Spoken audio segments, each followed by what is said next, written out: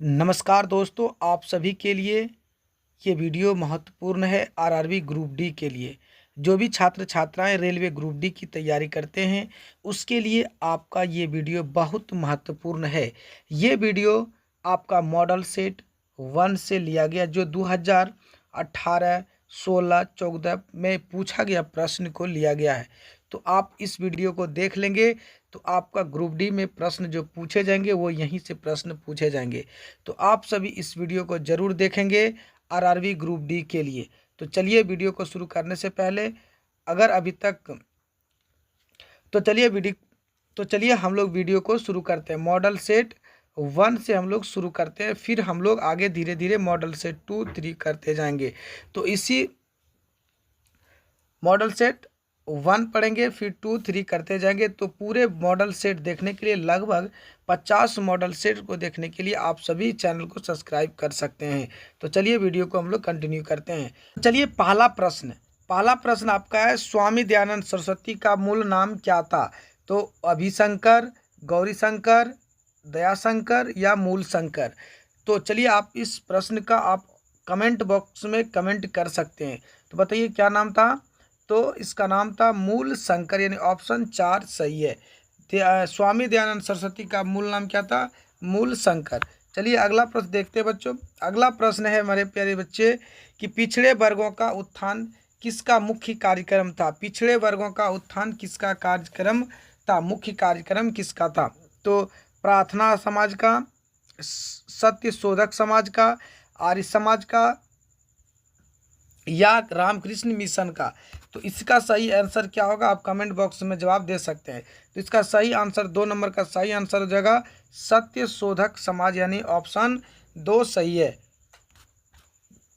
चलिए अगला प्रश्न देखते हैं। अगला प्रश्न है 3 नंबर। कथा नेहरू एक राष्ट्रभक्त है जबकि जिन्ना राजनीतिज्ञ है, व्यक्ति क्या था? इसमें जवाब दे सकते हैं मेरे प्यारे साथी। तो क्या है? ऑप्शन है महात्मा गांधी, ऑप्शन बी है मौलाना आज़ाद ने, मोहम्मद इकबाल ने, खान अब्दुल गफ्फार खान ने। तो कथन नेहरू एक राष्ट्रभक्त है जबकि जिन्ना राजनीतिक है, व्यक्त किया गया था। तो क्या किया गया था मेरे साथियों? तो मौलाना आज़ाद ने किया गया था, मौलाना आज़ाद। यानी 3 का ऑप्शन 2 सही हो जाएंगे, यानी ऑप्शन 3 का ऑप्शन 2 सही हो जाएंगे। चलिए अगला प्रश्न देखते हैं हम लोग। अगला प्रश्न है कि साइमन कमीशन किस वर्ष भारत आया था? 1927 ईस्वी में, 1928 ईस्वी में, 1929, 1931 ईस्वी में। तो साइमन कमीशन कब भारत आया था? आप इसका सही जवाब कमेंट बॉक्स में दे सकते हैं मेरे प्यारे साथियों। तो बताइए क्या होंगे? तो ऑप्शन हम बताते हैं। ऑप्शन है 4 का हो जाएंगे बी नंबर। कितना हो जाएंगे? बी नंबर 1928 ईस्वी में। कब हो जाएंगे? 1928 ईस्वी में। साइमन कमीशन किस वर्ष भारत आया था? 1928 ईस्वी में। चलिए इसी के साथ अगला प्रश्न देखते हैं मेरे साथियों। अगला प्रश्न है कि वानर सेना और मंजरी सेना संबंधित है। वानर सेना और मंजरी सेना संबंधित है तो किससे है? असहयोग आंदोलन, असविनय अवज्ञा आंदोलन, खिलाफत आंदोलन, भारत छोड़ो आंदोलन। तो आप इसका सही आंसर कमेंट बॉक्स में कर सकते हैं। तो चलिए कमेंट कीजिए। तो इसका सही आंसर हो जाएगा भारत छोड़ो आंदोलन से, यानी ऑप्शन नंबर 4 सही है। भारत छोड़ो आंदोलन से। वानरी सेना और मंजरी सेना संबंधित किससे है? तो भारत छोड़ो आंदोलन से है। आप अगर ये पूरा बिट सेट देख लेंगे तो आपसे जितना भी आरआरबी ग्रुप डी में प्रश्न जो पूछे जाएंगे वो यहीं से पूछे जाएंगे। तो चलिए अगला प्रश्न देखते हैं हम लोग। 6ठा नंबर प्रश्न कह रहे सूर्य ग्रहण में पूर्ण सूर्य ग्रहण की अधिकतम अवधि होती है तो कितना होती है? तो अब बताएंगे आप कमेंट बॉक्स में। तो कितना होते हैं बताइए जल्दी। तो 7 मिनट 40 सेकंड होते हैं। कितना होते हैं? 7 मिनट 40 सेकंड होते हैं। चलिए अगला प्रश्न देखते हैं। 7 नंबर प्रश्न क्या कह रहा है?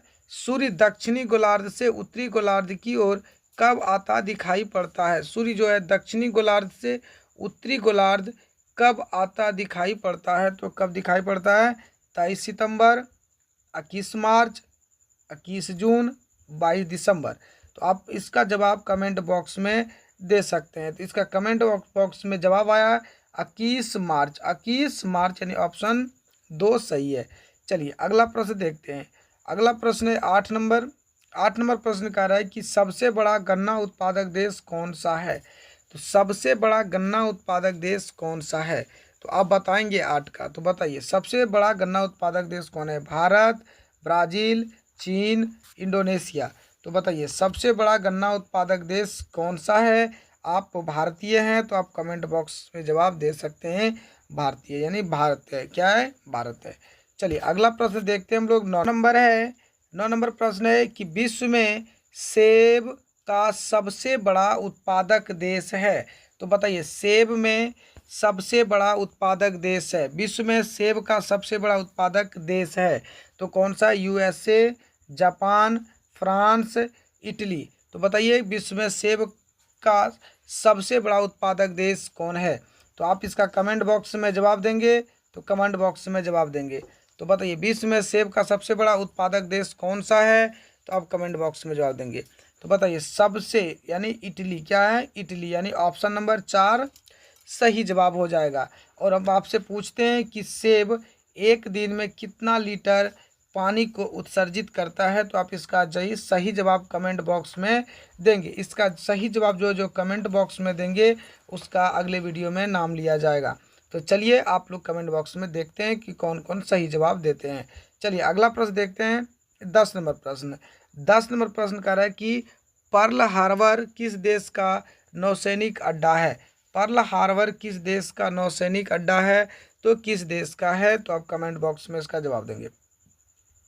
पहला जापान, दूसरा है चीन, तीसरा है संयुक्त राज्य अमेरिका, इनमें से कोई नहीं। तो आप इसका जवाब कमेंट बॉक्स में देंगे। तो चलिए पहला क्या हो जाएंगे, संयुक्त राज्य अमेरिका हो जाएंगे। क्या हो जाएंगे, यूएसए, संयुक्त राज्य अमेरिका हो जाएंगे। चलिए आगे बढ़ते हैं। 11 नंबर प्रश्न।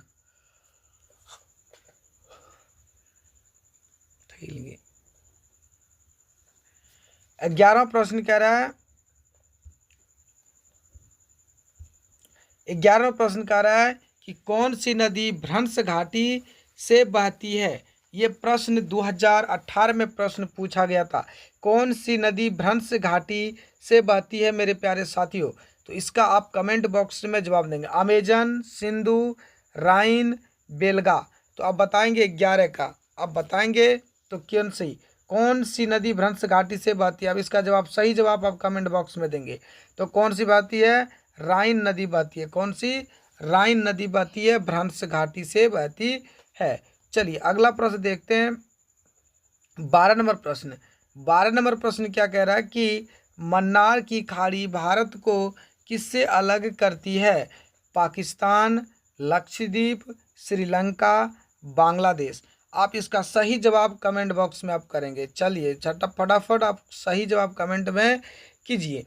तो ये इसका हो जाएंगे, क्या हो जाएंगे, ऑप्शन नंबर, यानी मन्नार की खाड़ी भारत को किससे अलग करती है, तो श्रीलंका से अलग करती है, यानी option number C is the correct answer. चलिए आगे बढ़ते हैं। 13 नंबर प्रश्न कह रहा है कि भारत के ताजे पानी की सबसे बड़ी झील कौन सा है। तो बताइए ताजे पानी की सबसे बड़ा झील कौन सा है। ऑप्शन है वुलर झील, सांभर झील, डल झील, चिल्का झील। तो बताइए कौन सा है। तो बताइए आप कमेंट बॉक्स में इसका सही जवाब आप देख सकते हैं। तो कौन सा है, वुलर झील है, यानी option number A is the correct answer है। चलिए अगला प्रश्न देखते हैं मेरे प्यारे साथियों। 14 नंबर प्रश्न को। 14 नंबर प्रश्न देखते हैं कि परिवार नियोजन का प्रतीक है। तो परिवार नियोजन का प्रतीक है, तो परिवार नियोजन का क्या प्रतीक है, आप कमेंट बॉक्स में जवाब देंगे। पीला त्रिकोण, नीला त्रिकोण, लाल त्रिकोण, इनमें से कोई नहीं।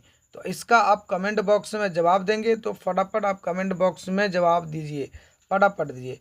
तो इसका सही आंसर हो जाएगा लाल त्रिकोण, option number C is the correct answer हो जाएंगे। चलिए अगला प्रश्न देखते हैं हम लोग। 15 नंबर। कैमरिलिन किस देश का राष्ट्रीय स्मारक है।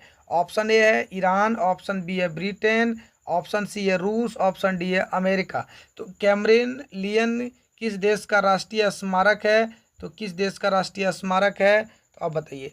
तो ये है किस देश का है, तो रूस का है बच्चों। किसका है मेरे प्यारे साथियों, किसका है, रूस का, ऑप्शन नंबर सी, यानी 3 नंबर सही है। चलिए अगला देखते हैं हम लोग। 16 नंबर प्रश्न। 16 नंबर प्रश्न कह रहा है दक्षिण अफ्रीका की मुद्रा क्या है। दक्षिण अफ्रीका की मुद्रा क्या है? दक्षिण अफ्रीका की मुद्रा क्या? लेवा, पेसो, टार्लिंग और रेड। तो क्या है दक्षिण अफ्रीका की मुद्रा क्या है? तो दक्षिण अफ्रीका मुद्रा है रेड। क्या है? रेड। चलिए अगला प्रश्न देखते हैं 17 नंबर। 17 नंबर प्रश्न देखते हैं मेरे साथियों कि यूरिया में नाइट्रोजन किस रूप में होता है? Ammonia, amide, nitride, nitrate. तो इसका बताइए कि यूरिया में किस रूप में होता है?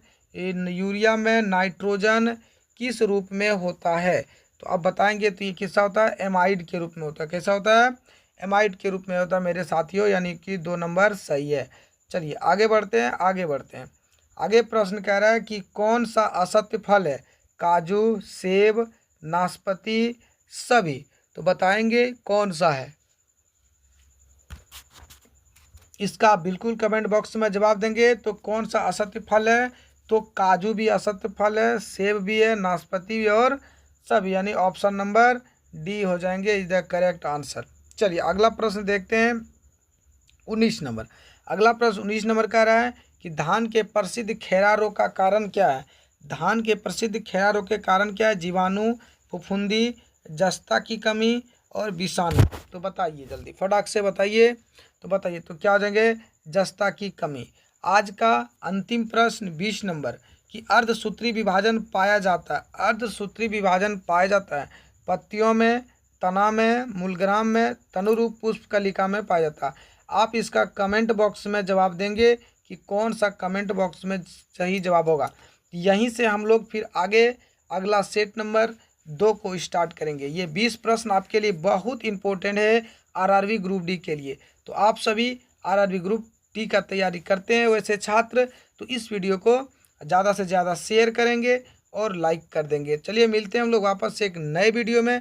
तब तक के लिए धन्यवाद। जय हिंद, जय भारत।